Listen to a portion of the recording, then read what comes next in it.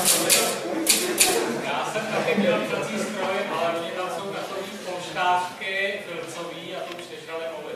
Jo, to je můj první tenhle stav. Musíte často psát, aby ty moly utekly.